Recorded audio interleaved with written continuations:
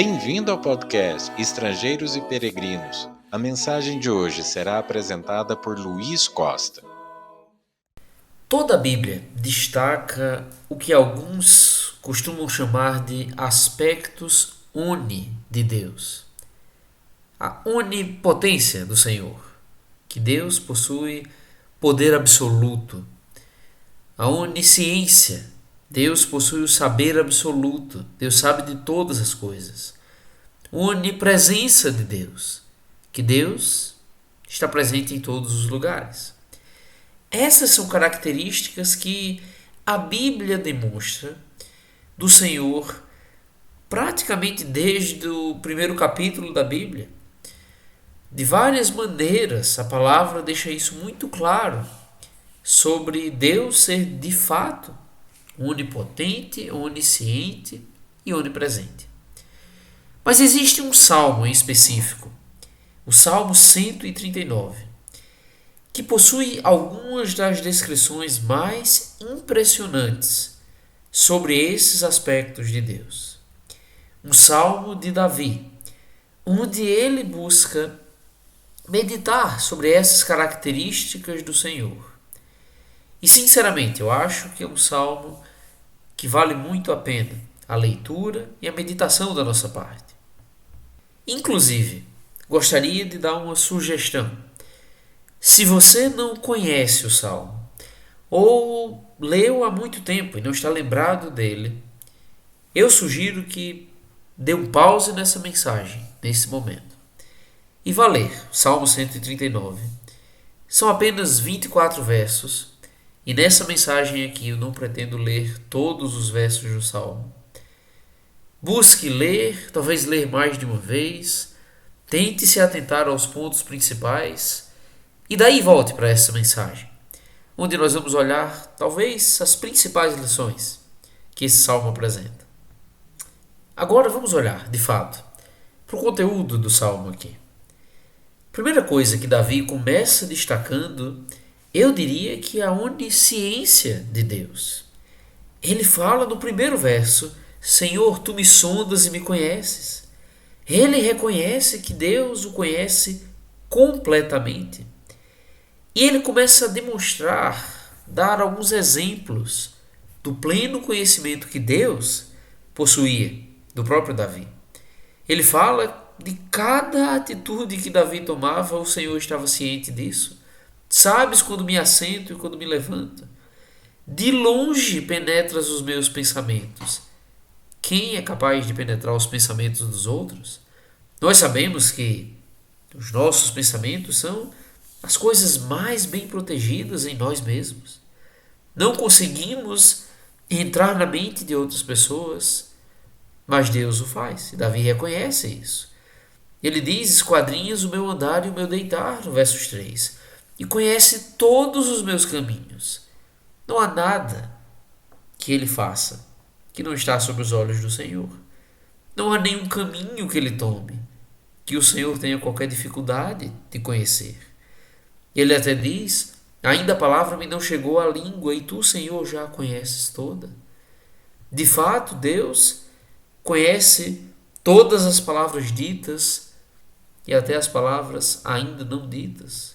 Conhecimento pleno, absoluto. Ele fala também da onipresença de Deus, especialmente a partir do versículo 7. Para onde me ausentarei do teu espírito? Para onde fugirei da tua face? Davi se questiona. Se subo aos céus, lá estás. Se faço a minha cama no mais profundo abismo, lá estás também. Não importava se ele ia para o lugar mais alto possível ou para o mais baixo, Deus está lá. Veja, não é nem que Deus o acompanha até chegar lá, mas Deus já está lá, onipresente de fato. Ele continua falando, a partir do verso 9: se tomo as asas da alvorada e me detenho nos confins dos mares, ainda lá me haverá de guiar a tua mão, e a tua destra me susterá. Se eu digo, as trevas com efeito me encobrirão, e a luz ao redor de mim se fará noite, até as próprias trevas não te serão escuras. As trevas e a luz são a mesma coisa. Deus está em todos os lugares. E Davi reconhece isso. Reconhece que não tem como fugir da presença de Deus. Que Deus enxerga até no escuro. O ser humano não é capaz de fazer isso. Nós só enxergamos luz. Mas para Deus não existe nada escuro que o impeça de ver. Davi diz: até as próprias trevas não serão escuras. As trevas e a luz são a mesma coisa. E ele fala também da onipotência de Deus, num certo sentido. A partir do verso 13, ele vai começar a falar sobre como Deus o criou. Que Deus o criou, versículo 14, por modo assombrosamente maravilhoso. Ele descreve coisas impressionantes sobre o Senhor. A partir do verso 15, os meus ossos não te foram encobertos, quando no oculto fui formado e entretecido como nas profundezas da terra. Os teus olhos me viram a substância ainda informe, e no teu livro foram escritos todos os meus dias, cada um deles escrito e determinado, quando nenhum deles havia ainda. Davi está vendo, reconhecendo aqui, como Deus nos vê quando ainda nem podemos ser vistos, que Deus escreve sobre nós quando ainda nem tem nada para ser escrito. Impressionante o poder de Deus, como o Criador mesmo agora. Davi fala que o Senhor o teceu, que o Senhor de certa forma o confeccionou. É impressionante. Deus Todo-Poderoso e o nosso Criador. Tudo isso é impressionante, belíssimo, e Davi de fato descreve como algo admirável. Você percebe reverência, admiração na fala de Davi, desses versos aqui. Porém, tudo isso é desafiador para a nossa compreensão. Como a gente consegue entender plenamente a onisciência, a onipotência do Senhor? Que o Senhor nos viu quando éramos uma substância informe, ou que Ele conhece as palavras que nem chegaram em nossa língua ainda. Tudo isso parece muito além da nossa capacidade de compreensão. E veja só, Davi reconheceu isso. No verso 6 ele diz: tal conhecimento é maravilhoso demais para mim, é sobremodo elevado, não o posso atingir. Davi deixa claro que ele mesmo não era capaz de compreender plenamente toda essa realidade sobre o Senhor. Ele descreve a onisciência, a onipresença e a onipotência de Deus, mas reconhece com humildade, com sinceridade, que a compreensão disso está além da sua capacidade. E aqui nós temos talvez a primeira lição clara nesse salmo. Muitos homens têm questionado o Senhor, muitos incrédulos dizem que não conseguem crer, muitas vezes porque se prendem muito em busca de explicações, talvez sobre a onisciência de Deus, como Deus sabe de tudo, como Ele existe além do espaço-tempo e ver coisas de uma maneira que nós não conseguimos compreender sobre o futuro e o passado. Como é possível um Deus onipotente e onipresente? E pessoas se perdem numa tentativa de explicar. E Davi não cometeu esse erro. Nós também não devemos cometer. A verdade é que tal conhecimento é maravilhoso demais para todos nós. Mas a outra grande lição, eu diria que a principal desse salmo, é que esse conhecimento não é uma mera teoria que chegamos a uma dada compreensão, paramos por aí e não impacta a nossa vida. Na verdade, tudo que esse salmo mais mostra, mais enfatiza, o que Davi enfatizou, é que esses aspectos do Senhor impactavam na sua vida. Perceba, e agora eu quero revisar um pouco esses pontos que já vimos até aqui, mas agora olhando sobre outra perspectiva. Perceba que Davi não fez uma mera descrição do macro sobre a onipotência, onisciência e onipresença de Deus. Ele poderia ter feito isso dizendo que Deus criou todas as coisas e todos os homens, ou que Deus conhece o pensamento de todos os homens, ou que Deus está em todos os lugares e não há para onde um homem fugir de sua presença. Tudo isso é verdadeiro, mas Davi descreve todas essas coisas de uma maneira íntima, de uma maneira pessoal. Ele não diz meramente que Deus sabe todas as coisas, mas que Deus sabe tudo sobre ele, Davi. Ele não diz tanto que Deus está em todos os lugares, mas que Deus está em todos os lugares onde ele, Davi, está. Que Deus é poderoso para ter criado o ser humano de modo maravilhoso, isso é verdadeiro. Mas Davi não fala de maneira geral, mas fala de si mesmo. E é especialmente nisso que eu quero pensar no restante dessa mensagem. Coloquei como título do episódio de hoje, Meu Deus e eu, porque eu acho que é o que esse salmo nos faz pensar. A primeira coisa, pense mais em Deus como teu Criador. Deus criou o mundo, criou o universo, criou todos os homens. Nós talvez entendemos isso, pensamos nisso. Mas é essencial pensarmos que Deus nos criou, que Deus me criou. É impressionante pensar que Deus me teceu, se importou com cada aspecto do meu ser e me confeccionou de modo tão maravilhoso. E isso especialmente é relevante, porque deve impactar na minha vida. Eu sou criatura desse Deus tão poderoso. Devo, então, buscar entender qual é a minha responsabilidade diante do meu Criador. O segundo aspecto nisso, o fato de que Deus é onisciente e onipresente na minha vida, em todos os aspectos da minha vida. Pense mais sobre isso. Deus conhecia Davi. Ele abriu o salmo dizendo: Senhor, tu me sondas e me conheces. A ideia de sondar era que Deus escavava bem no fundo de Davi. E a verdade é que ele faz isso com todos nós. Deus nos conhece melhor do que nós mesmos nos conhecemos. Às vezes nós temos dúvidas, questionamos nossas intenções, nossas motivações, temos dúvidas sobre nossa compreensão sobre algo, mas Deus sabe tudo sobre nós. E Deus está em todos os lugares em que nós estamos. Não importa quão escuro seja o lugar em que você está. Deus está lá. Ele te vê e cuida até de você ali. Isso deu muito conforto a Davi.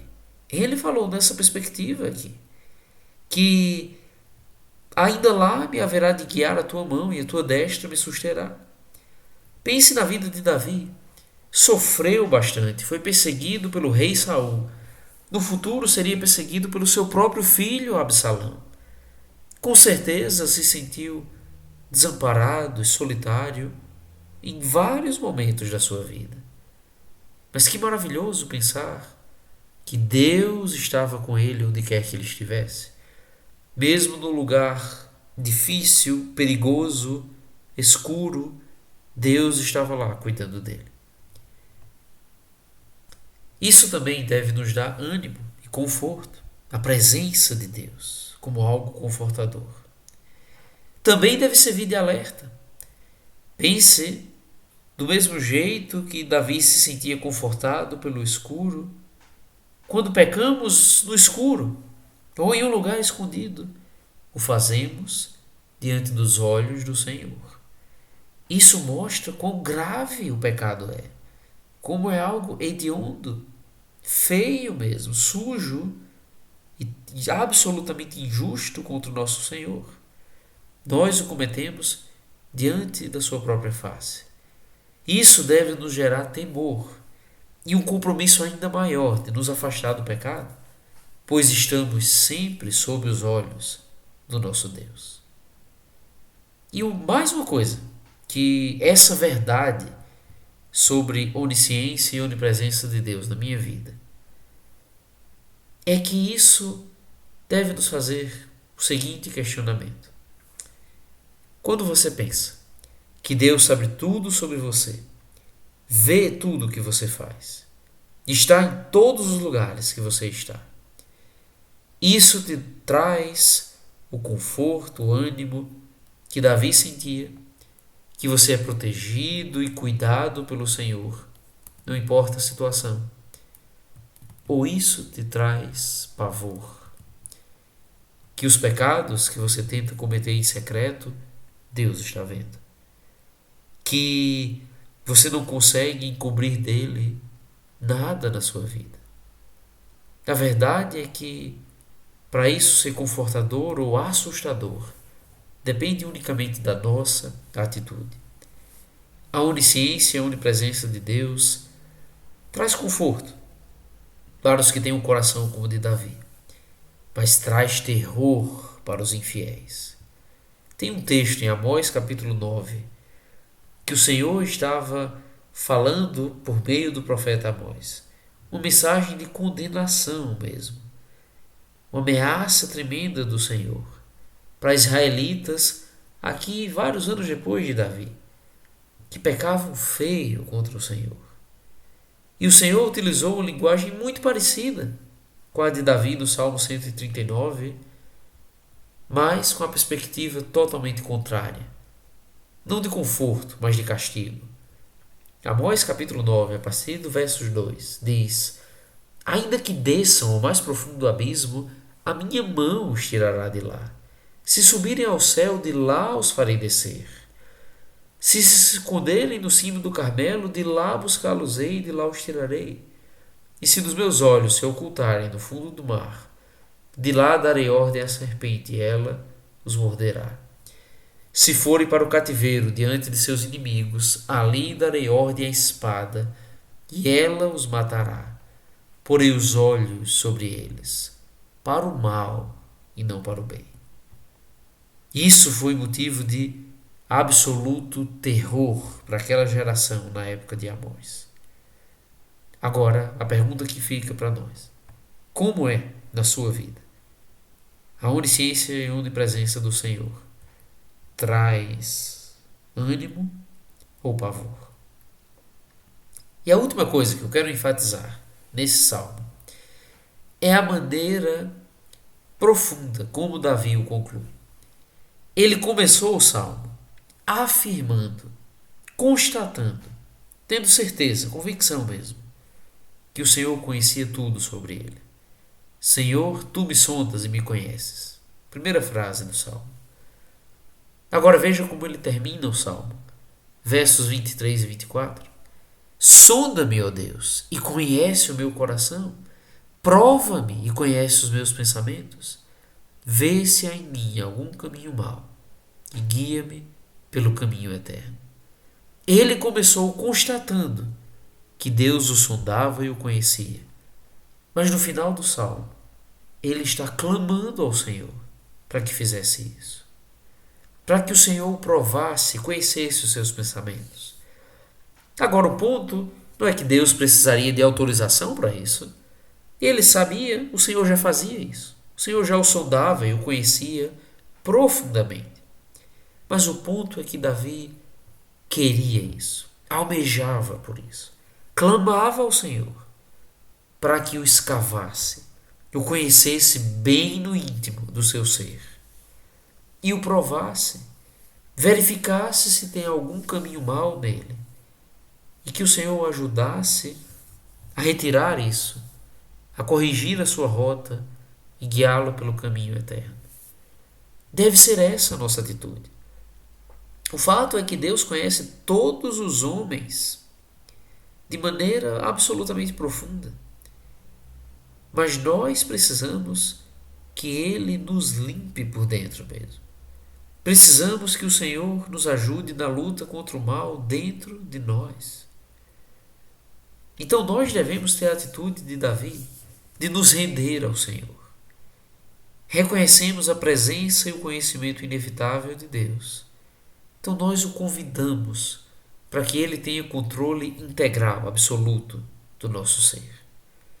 E que Ele nos guie pelo caminho eterno. É isso que Deus quer dos seus servos. Ele quer nos sondar e nos transformar para trilharmos o caminho eterno. Vamos nos achegar a Ele então, com humildade, abertura, sinceridade, que Davi deu o exemplo nesse salmo.